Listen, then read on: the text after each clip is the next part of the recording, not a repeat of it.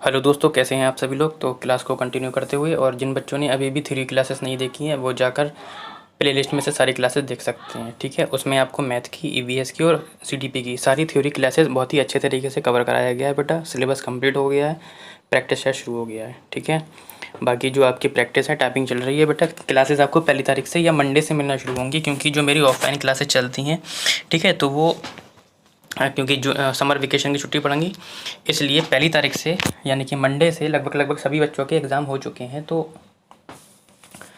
Monday से आपको सारी क्लासेस मिलेंगी। फ़िलहाल देख लेते हैं कि यदि आपको किसी भी क्वेरी या कोई भी नोट्स प्राप्त चाहिए हैं तो आप लोग इस पर व्हाट्सएप कर सकते हैं। बाकी जो हमारी क्लास थी वो कंटिन्यू चलेगी। ठीक, क्वेश्चन नंबर 13 से हम बढ़ते हैं आगे। कहता है कि विभिन्न सामाजिक, आर्थिक और सांस्कृतिक पृष्ठभूमि के बच्चों से युक्त कक्षा में विविध पाठ्यक्रम होने से सभी छात्रों को या सभी छात्रों के सीखने के अनुभव समृद्ध हो जाते हैं। ये कथन कैसा है? तो बिल्कुल ये कथन आपका सही है। समावेशी कक्षा में यही होता है, अलग अलग तरीके के बच्चे आते हैं। कोई सामाजिक से पिछड़े भी होते हैं, कुछ आर्थिक रूप से पिछड़े भी होते हैं, कुछ सांस्कृतिक रूप से पिछड़े भी होते हैं। सभी बच्चों को एक ही कक्षा में बेटा रखा जाता है, यानी कि समावेशी कक्षा कहलाई जाती है, समृद्ध हो जाता है। तो ये कथन हमारा कैसा होगा? सही है। ठीक है, तो जो गलत है वो तो हमारा उत्तर होगा नहीं, जैसे कि ये है। ठीक, ये है आपका। तो जो आपका गलत दिखा रहा है वो तो हमारा उत्तर नहीं होगा फ़िलहाल।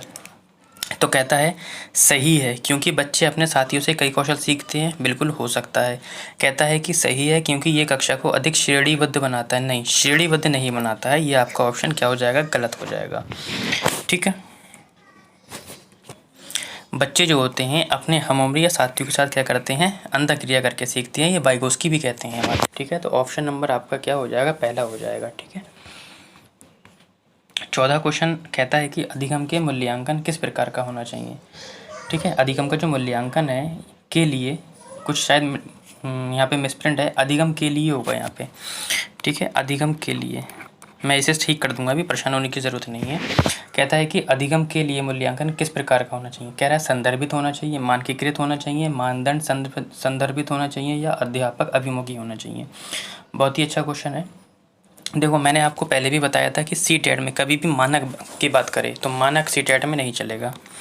मानदंड संदर्भित तो सही है, लेकिन मानदंड लग गया, ये गलत है। अध्यापक अभिमुखी नहीं होना चाहिए, बच्चे के अकॉर्डिंग होना चाहिए। ठीक है, तो संदर्भित होना चाहिए। संदर्भित यानी का मतलब होता है, संदर्भित होना चाहिए क्योंकि मूल्यांकन से हमें ये पता चल जाता है कि सीखने वालों के द्वारा महारत के वांछित स्तर को प्राप्त किया गया है या नहीं।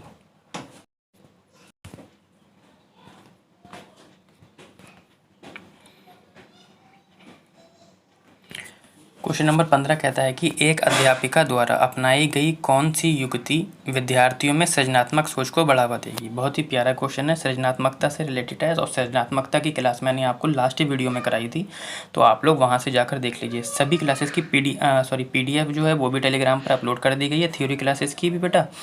ठीक है, फिलहाल देखते हैं। कह रहा है सृजनात्मक सोच को कौन सी चीज़ बढ़ावा देगी। ठीक है, तो बड़े बड़े गद्य कंठस्थ याद करना, मैंने बताया था सीटेट में यदि किसी भी ऑप्शन में कंठस्थ करना, याद करना मिल जाए वो ऑप्शन क्या होता है? गलत होता है। ये इस तरीके के आपको टैग वर्ड हर क्लास में मिलेंगे, आप नोट करेंगे। ठीक, कहता है किसी समस्या के दर्शाने के अभिसारी नहीं, क्योंकि सृजनात्मकता जो होती है अपसारी से जुड़ी हुई होती है, तो अभिसारी नहीं होना चाहिए यहाँ पे। अगर अपसारी होता तो ऑप्शन ठीक हो जाता। ठीक है, कहता है कि प्रक्रियात्मक स्थिरता को पुरस्कृत करना है। जो बच्चा काम कर रहा है उसे बार बार पुरस्कृत करना है, तो पुरस्कृत करने से बच्चा लालच में आ जाएगा, रट्टा मारने की प्रवृत्ति को यहाँ पे बढ़ावा मिल जाएगा। ठीक है, यदि आप लोग ऑप्शन काटना सीख जाएंगे, ठीक है, तो उससे क्या होगा, यदि आपको उत्तर नहीं भी पता है तब भी आप अपने उत्तर तक पहुँच सकते हैं। यानी कि मुझे आंसर नहीं पता था और मैंने ऑप्शन काट के अपने आंसर तक पहुंच गया। तो एक अध्यापिका द्वारा ऐसी समस्याएं प्रस्तुत करना जिनके लिए क्या हो सके, नवाचारी समाधान खोजने की ज़रूरत हो, विद्यार्थियों में सृजनात्मक सोच को बढ़ावा देगी। सृजनात्मक सोच किसी वस्तु हो गया, विचार, कला, साहित्य से समृद्ध किसी समस्या का समाधान नवीन तरीके से, यानी कि एक नए तरीके से निकालने, किसी विशिष्ट में कुछ नया रचने। ठीक है, ये सृजनात्मकता यानी कि बच्चों को किसी ऐसे काम में लगाना जिससे कि कुछ नया करने की कोशिश करें। ठीक है, तो यही कह रहा है कि ऐसी समस्याएं प्रस्तुत करेंगे जिसके लिए नवाचारी समाधान खोजने की ज़रूरत हो। ऑप्शन नंबर डी हो जाएगा। क्वेश्चन नंबर 16 कहता है कि वंचित वर्गों से संबंधित, लास्ट की ही क्लास में वंचित वर्ग कराया था मैंने आप लोगों से। वंचित वर्गों से संबंधित विद्यार्थियों के सफल समावेशन हेतु निम्न में से क्या ज़रूरी है। ठीक है, कहता है देखो वंचित वर्गों से क्या संबंधित है। देखो वंचित वर्गों से संबंधित विद्यार्थियों के सफल समावेशन हेतु उचित समायोजन ज़रूरी होता है। ठीक है, उचित समायोजन जरूरी है। क्यों? क्योंकि उचित समायोजन एक ऐसा विचार है बेटा जो समानता को बढ़ावा देता है तथा वंचित वर्ग के वयस्कों को समान अधिकार देता है। यदि कोई बच्चा वंचित वर्ग पृष्ठभूमि से आया है तो लास्ट क्लास में मैंने आपको बताया था कि आप उसके साथ उचित व्यवहार कीजिए। ठीक है, उनके साथ ऐसा व्यवहार कीजिए जिससे कि उनको जहाँ से वो आए हैं वैसी चीज़ महसूस ना हो, है ना। और वंचित वर्ग के वयस्कों को समान अधिकार दें आप लोग, और कहते हैं उन्हें अधिकार प्रदान करने में सक्षम बनाना, और वंचित वर्गों से संबंधित विद्यार्थियों के भेदभाव को भी रोकना। ठीक है, इससे हमें क्या होगा, जैसे कह रहे हैं अन्य पाठ्यक्रम से कोई रिलेटेड नहीं है, परीक्षा केंद्रित शिक्षा शास्त्र, भाई हमें वंचित वर्ग के बारे में बताना है और परीक्षा केंद्रित कह रहा है, ये भी गलत है। अगम्य दुर्गम इमारती संरचना, ऐसा भी नहीं है। उचित समायोजन ज़रूरी है बेटा, ये मैंने लास्ट क्लास में आप लोगों को जब थ्योरी क्लासेस चल रही थी वंचित वर्ग को बहुत थ्योरी से अच्छे तरीके से ट्रिक के साथ बताया था। कहता है कि निम्न में से के सिद्धांत पर समावेशन की विचारधारा आधारित है। तो यहाँ पे भी शायद मिसप्रिंट है, एक बार देखते हैं क्वेश्चन को। यहाँ पर है आपका कि निम्न में से किस सिद्धांत पर समावेशन की विचारधारा आधारित है। कहता है कि समता पर, समानता पर, अलगाव पर, पक्षपात पर। ठीक है, हमसे पूछ रहा है कि समावेशन की विचारधारा। समावेशन तो आप समझते ही हैं ना, समावेशन जिसमें अलग अलग पृष्ठभूमि से बच्चे आकर बैठते हैं, सामान्य बच्चे, विशिष्ट बच्चे, मंदबुद्धि बालक, सभी को एक ही कक्षा में शिक्षा दी जाती है। बस शिक्षा जो देने का तरीका होता है वो कम बड़ होता है, यानी कि यदि कोई लाभ और हानि पढ़ा रहा है तो जो मंदबुद्धि बालक है उसको बहुत ही कम इजी वाला सवाल दिया जाएगा, सामान्य वाले को उससे ज़्यादा सवाल दिया जाएगा, टफ दिया जाएगा, और जो विशिष्ट बालक होते हैं उनको उससे ज़्यादा टफ दिया जाएगा।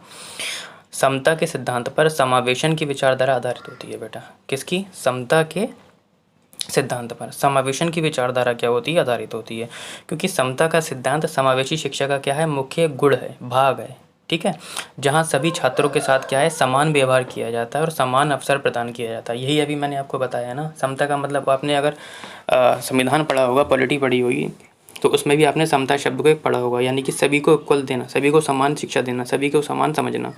यही तो समावेशन में होता है ना, सभी को समान शिक्षा दी जाती है, एक ही स्कूल में दी जाती है, तो इसलिए ऑप्शन नंबर ए हो जाएगा। ठीक है, क्वेश्चन नंबर 18 आपका कहता है कि अवधान न्यूनता अति क्रियाशीलता विकार से जूझते विद्यार्थियों में निम्न में से कौन सा अभिलक्षण अक्सर पाया जाता है। अवधान न्यूनता क्या होता है? पहले तो आप ये समझेंगे कि अवधान न्यूनता, अवधान आ गया है बेटा, अवधान होता है, यहाँ पे दा की जगह धा आएगा, थोड़ी मिसप्रिंट है। ठीक है, अवधान न्यूनता अति क्रियाशीलता विकार से जूझते विद्यार्थियों में बेटा साधारणतया आकुल होने जैसे कि अभिलक्षण पाए जाते हैं।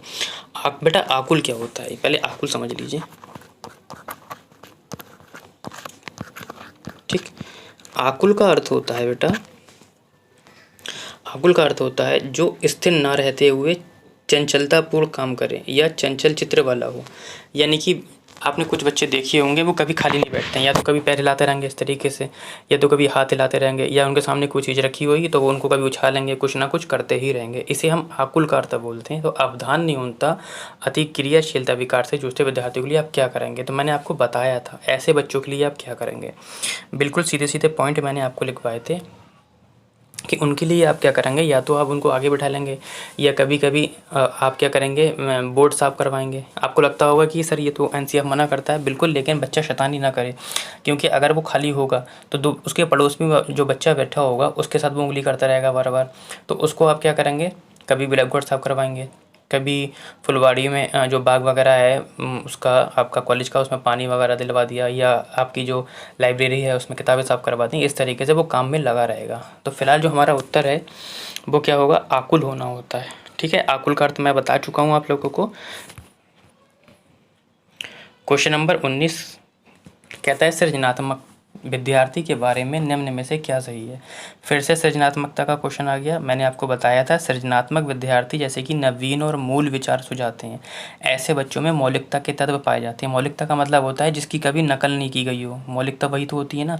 उनमें स्वतंत्रता के प्रति स्वतंत्र निर्णयन क्षमता, समस्या का नवीन ढंग से समाधान, स्वायत्तता आदि गुण पाए जाते हैं। रचनात्मक छात्रों में नए और सार्थक विचारों को बनाने के लिए हमें क्या करना चाहिए, कल्पना और महत्वपूर्ण तर्क का उपयोग करने की क्षमता होती है उसमें। रचनात्मक छात्रों में कुछ बनने या उत्पन्न करने की क्या होती है, क्षमता होती है। यानी कि वो हमेशा कुछ ना कुछ नया करने की सोचते रहते हैं। यदि इनको कोई सवाल भी दिया जाता है मैथ का तो वो भी ये सोचते हैं कि मैं इसे नए तरीके से करूँगा। तो उनके अंदर ये सब चीज़ें पाई जाती हैं। फिलहाल कह रहा है वे कार्य को समझने में काफ़ी समय लेते हैं। ये तो बिल्कुल अपोजिट हो गया। काफ़ी समय नहीं लेते हैं, बहुत जल्दी समझ जाते हैं। वे नवीन और मूल विचार सुझाते हैं। बिल्कुल, वे नवीन और मूल विचार सुझाते हैं। तीसरा भी पढ़ते हैं, वे अपने सहपाठियों के मुकाबले संज्ञानात्मक विकास से पिछड़े होते हैं। पिछड़े नहीं होते हैं बेटा, आगे होते हैं। उन्हें विषय वस्तु को समझने में काफ़ी मेहनत नहीं, बिल्कुल ये तो गलत है। काफ़ी मेहनत नहीं करना पड़ती, वो तो बहुत ही आसानी से सीख जाते हैं। ठीक है, सृजनात्मकता की क्लास भी आपकी थ्योरी से रिलेटेड आपकी हो चुकी है, आप लोग जाकर देख लीजिए। और मैं ये भी कहता हूँ बार बार, जब भी आप लोग प्रैक्टिस सेट पहले से देखने से पहले आप लोग सारी थ्योरी क्लासेस देख लीजिए, जिससे कि सारे क्वेश्चन आपको लगेंगे। ठीक है, एक बार ट्राई करके देखिए। जितनी भी प्रैक्टिस आप किसी भी बुक की उठा के देख लेंगे, अगर आप मेरी क्लासेस देख चुकी हैं तो सारे क्वेश्चन आपके बनेंगे गारंटी से। स्वालीनता कई प्रकार के क्षेत्रों में चुनौती पैदा करती है। फिर भी स्वालीनता से जूझते विद्यार्थियों में निम्न में से कौन सा सामर्थ्य होता है जिसका अध्यापिका सदुपयोग कर सकती है। जो स्वालीनता होती है, पहले हम एक बार स्वालीनता के बारे में समझते हैं। देखो बेटा, स्वालीनता जो होती है कई प्रकार के क्षेत्रों में चुनौती पैदा करती है। ठीक है, फिर भी स्वाधीनता से जूझते विद्यार्थियों में हमें क्या करना चाहिए, व्यापक तथ्यात्मक जानकारी को क्या करना चाहिए, प्रतिधारण करने की सामर्थ्य होती है जिसका अध्यापिका सदुपयोग कर सकती है। स्वाधीनता जैसे कि ऑटिज्म एक विकास संबंधी समस्या है जिससे पीड़ित व्यक्ति को बातचीत करने में क्या होता है, पढ़ने लिखने में, समाज में मेलजोल बनाने में परेशानियां आती हैं। डायग्नोसिस और इंटरवेंशन ट्रीटमेंट सर्विसेज की सहायता में स्वाधीनता विकार से ग्रसित लोगों को, ठीक है, सामाजिक व्यवहार और नए कौशल सीखने में क्या होती है, सहायता मिलती है, जिससे वे अपना जीवन सही तरीके से क्या कर सकते हैं, व्यतीत कर सकते हैं। ठीक है, तो स्वाधीनता के बारे में आप लोग समझ गए हैं। ठीक, इस क्लास में आपको मैंने बताया था, फिर भी मैं एक छोटा सा ट्रिक बता देता हूँ। स्वाधीनता का मतलब होता है खुद में गुम रहना। खुद में गुम रहना। टीचर समझा रहा है फिर भी अपने आप में गुम है। बाद में टीचर ने पूछा, हाँ बताओ, जी सर क्या कर रहे हैं, जी सर सही कर रहे हैं। ऐसे देखा होगा आपने, अगर आप कभी भी आपने टीचिंग करी हुई है। तो खुद में गुम रहना क्या कहलाता है, स्वाधीनता कहलाता है। ठीक है, तो आज के लिए बेटा इतना ही रखते हैं।